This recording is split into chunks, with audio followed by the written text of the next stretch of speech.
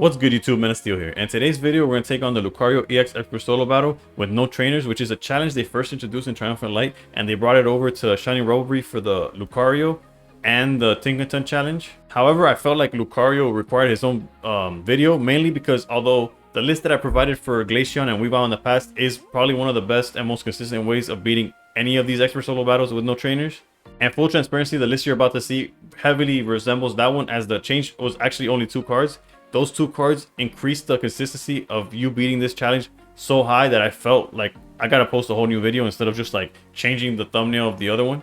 And before we get to that, let's just do a quick little breakdown of the list we're going against. One thing to note is that their main threat is Lucario, but it's not really a threat. They take too long to build it up, so they ultimately you just start going against a Himoli / Kangaskhan deck. Our deck usually doesn't give them enough time to build up Lucario. It's not that they don't want to do it, or it's not like there's a gimmick where the CPU doesn't know how to charge it up. They try early and then they just completely abandon that plan once you apply pressure. The real big bad in this list is Himoli, as it's the one that required us to make a complete change into the list. But other than that, Kangaskhan is something almost like a liability for them, as it's really hard for them to retreat it due to its 3 retreat costs and only playing X speed, no leaves. However, there is an example where they went double X speed to get it out, which realistically was like a benefit, because if they're dumping their whole hand just to get a Kangaskhan out the way, you're pretty much settled. Like, you should be good for the rest of the game. In terms of board manipulation, they're only playing 2 Cyrus to go alongside the Himoli, as it's a clear strategy of just like tagging with Himoli and then bringing something out with Cyrus. Although you play around that as much as possible, and the fact that there's no Sabrina does give you a lot of liberty on like what you fear or what you're playing around. The red finally does something in all these Expert Solo battles since we've been doing 3 diamonds or less. Red doesn't do anything, but for the first time, since we're not limited to 3 diamonds or less, it's just beating them with no trainers. Red actually has a few targets against us, but since they're never actually building up Lucario, the most damage Red is doing to us is 80 if they double flip heads with the Kangaskhan. But not only is that not very realistic, it's not threatening lethal in any of our Pokemon. So moving on from that, like I said, the XPs are just to swap their stuff around. I've seen them dump 2 just to get Kangaskhan out and do nothing, so don't fear it too much. And we already went over capes, so with that we could cut right into the list that will beat this, which is this amalgamation of some of the better cards like throughout the history of Pokemon Pocket. If you've already seen my other like no trainer challenge video, then you'll notice that the only difference is that we added Farfetch. The reason is that it replaced Jotagon in the list, because Jotagon was great in the previous challenges because you would put it up front, it would take a few hits, so it walls up while you're building up your guys.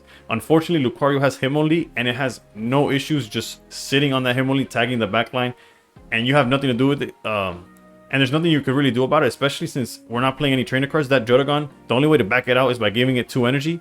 And trust me, not only does that slow you down, you actually might have to deal with Lucario if you take that long to do anything. So to avoid getting stuck with the Jotagon up front and being at the mercy of them either not seeing the Himoli or just building up like the threat that could actually beat us, we cut Jota all together and just put Farfetch'd, as it's essentially a 3rd and 4th copy of Kangaskhan. It's just an aggressive starter, because the best way to look at this list is that it's basically just a formula.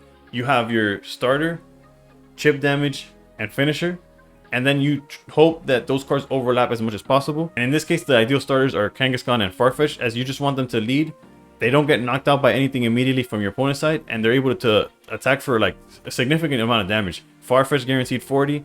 Kangaskhan could do up to 60. Going to the chip damage part, you build up your Greninja and or Crobat, and they just start doing chip damage, like spread damage over here and there, and you get to control the board or hit numbers that you usually can't just with your Pokemon. And then your finishers are your 2 EXs. You have Arceus EX and Darkrai EX, which are some of the best, if not the best EXs in the game right now.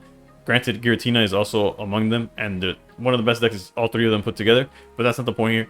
The point is that Darkrai manages to do the overlap that I'm talking about, as Darkrai not only chips for 20, similar to Greninja and Crobat, but then eventually it becomes your finisher as it starts swinging for 80. And then clearly Arceus, as you can see, since we're playing all Pokemon, the bench will always be filled, so you're always hitting for minimum 130. And I say minimum because if you have Crobat, you add another 30 to it. If you have Greninja, you add another 20. So basically, you're one-shotting everything that they have. Lucario is the only thing that's like at 150, but realistically, like I said, you either have something that adds chip damage, but they never get to it. Like, you're usually beating them before they even build up, not necessarily Lucario, but enough energy for Lucario to do something. So hopefully I didn't ramble too much or didn't make any sense. It's pretty clear, like the idea of the deck. Regardless, there is gameplay so you can see it better. Ideally, you want to start Kangaskhan and Farfetch, and simultaneously in the back, barring like playing into Himoli, you try to avoid that as much as you can. You start setting up your heavy hitters in Darkrai and Arceus, and you try to build up something that could also apply extra damage in the form of Greninja and Crobat. So hopefully y'all understand why I felt like this required its own video, as just changing Farfetch was huge, and I can't really go back and like add Farfetch to the video that I already had made. Nor did I feel comfortable with like changing the title and thumbnail of that video so that people, like all the people looking for no trainer, get funneled there, because I truly don't believe Jotagon fits in this strategy specifically. For Tinkerton, fine, you could use that list. But for Lucario specifically, especially with him only, the Jotagon doesn't do anything, and there's no reason to tell you to play Jotagon. Trust me. So use this. It'll crush the Lucario challenge. Technically, it could crush all the other challenges too, but I do like Jotagon over Farfetch in those other ones because they have no way of hitting the backline. But enough about this deck. Hopefully this list works perfectly for you. Again, if you have any doubts on how to use it, there will be gameplay right after this. So if this video helped you or you enjoy all things Pokemon Pocket, please consider liking and subscribing, and above all else, stay pro. Alright, we get to go second here. And we don't mind the start. Let's see. It depends. Obviously, it clearly depends on what they have, but yeah. As you can see here, they can't attack with Riolu for a while, and then him only has like no target down here.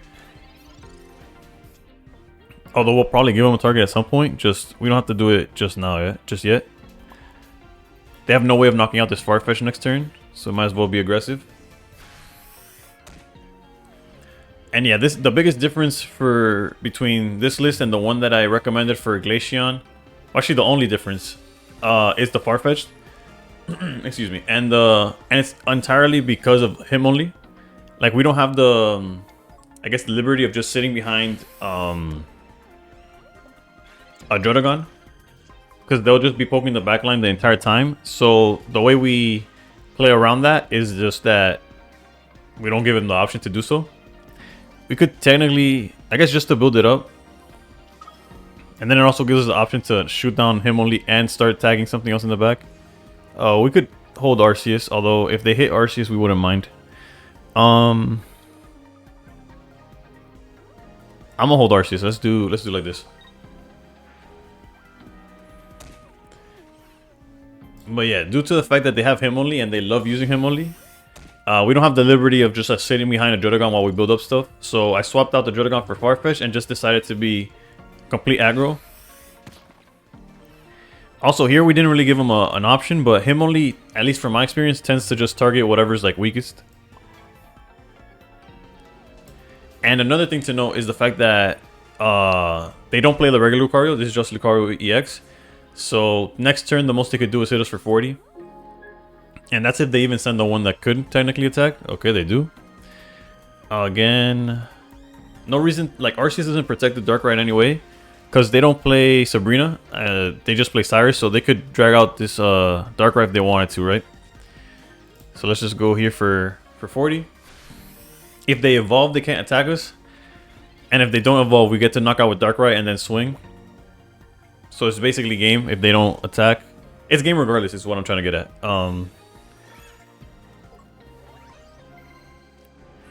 Okay, there's Kangaskhan. Okay, so they decided to attack. And as you can see, there's not much their deck has that could actually do anything to us. There we knock out the Riolu once again. Not once again, because the other one was a him only, but you get what I'm saying. Like, we knock it out with the Darkrai ability. And now they're saying Kangaskhan. Which, the reason I'm doing it like this is like, yeah, they could technically Cyrus and hit Farfetch, but you might as well take full advantage of that. Next turn we could put down Arceus, but realistically we just went off the Kangaskhan here. If I remember correctly, they shouldn't have any way of like backing this out. Or not an effective way of doing so. Yeah, the max damage they could do there is 80, so it doesn't even matter. Yeah. And just for the flex, I'm gonna knock them out with the Darkrai ability, meaning that we knocked out all 3 Pokemon with it, but you don't get no extra points for that or nothing, right? And there's... These didn't come up, but trust me, they all have their use in the deck, right? But yeah, Farfetch is what makes this like... I tried using the exact same list as the past one, and every time I would draw Jotagon, it just felt bad, because I was just stuck there, and since we don't have no trainers, there's no way of us getting Jotagon out of there without like applying energy to it, so it was like way too slow. Alright, going first. So at least we now get 2 different perspectives of how to do this. Regardless, we still lead Kangaskhan. Okay, so it's technically a mirror.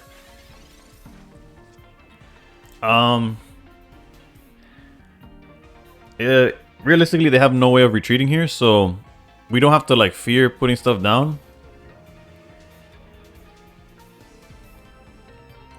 But we also gain like I don't want to put down the wrong one of these, right? And then never see it.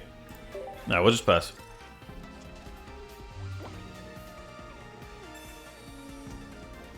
Because when they lead Kangaskhan, they have such a hard time getting out of the way that we don't really have to. We no longer feel pressure.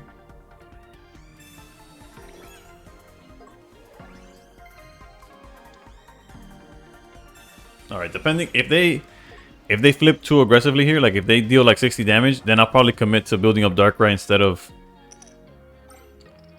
instead of like trying to hit like fight fire with fire here. We'll leave Kangaskhan to be a wall and just start building up Darkrai in the back.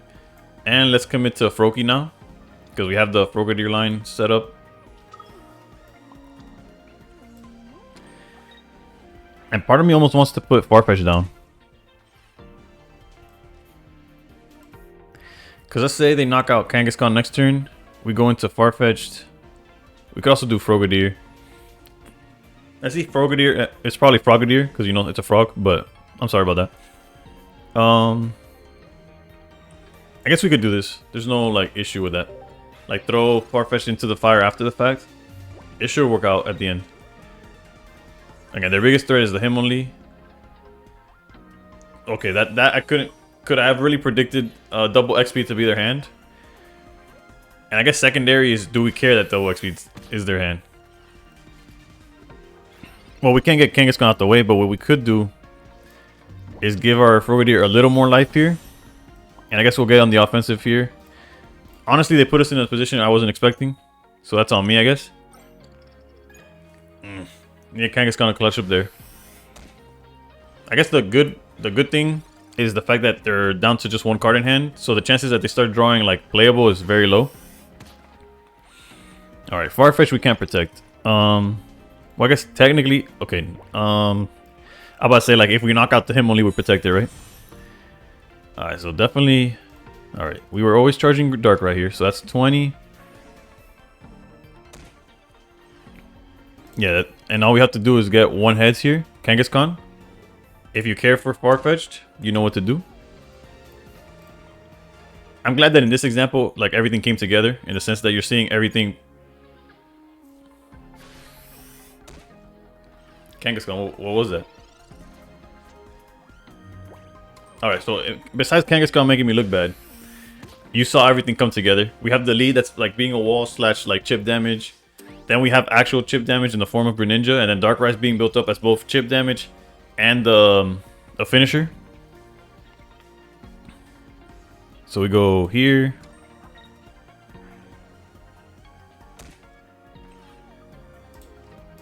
And then we get a head start on damaging the Kangaskhan's here. Either or, whichever one they put up front.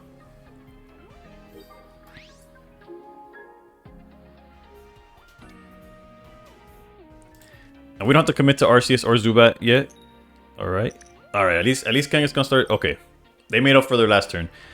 So technically, next turn, we have the ability to knock out this Kangaskhan before even doing anything. And then having this Kangaskhan swing. What we do have to be weary of. Alright, never mind. Not an option anymore. What we did have to be weary of was the fact that Riolu. We don't want Riolu at 3 energy, because then Lucario becomes a problem. Alright, that's probably a best case scenario if I'm being honest.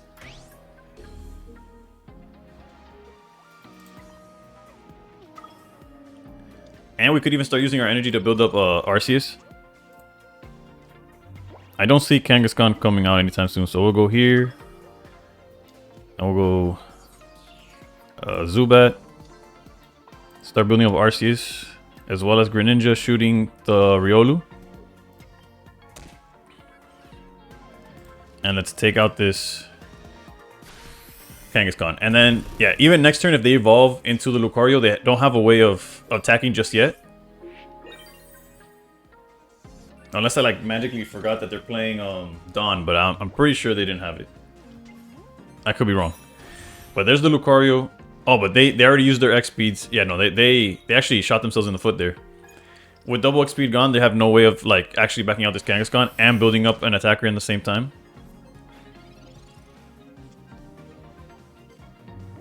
And here, clear as day, we just go...